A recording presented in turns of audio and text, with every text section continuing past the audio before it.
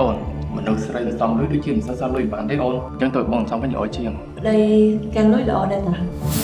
បងហ៎បាក់គាត់ខលមកសុំខ្ចីលុយយើង500សិន ប្រែមកអនឡាញទៅអត់មានលុយទេ ចុះលុយយើងសមមកបង ឥឡូវបងឲ្យបងបងជា600បាត់ហើយណា ហើយមិនបានឯងនៅសុកឲ្យប្តីឯងកាន់លុយចឹងមនុស្សផុសតែកាន់លុយអត់បានទេណាឯងនឹងមានស្រី ទិញអីក៏ដោយលុយអត់ឯងក៏ពិតមែនប៉ុន្តែឯងទិញអីត្រូវគិតមុខគិតក្រោយផងលោកអព ឡើយកង់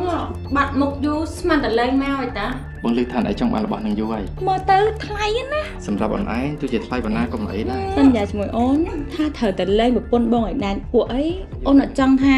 លេងមិនទាន់ដាច់ផងពេលគេដឹងរឿងគេមករឿងអូនឲ្យអូនគិតមិនអត់ទេ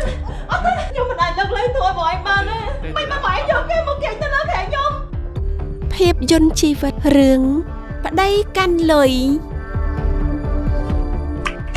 មានផ្សាយជូនទស្សនាលើកញ្ចក់ទូរទស្សន៍បាយ័ននិង Facebook YouTube Sastra Film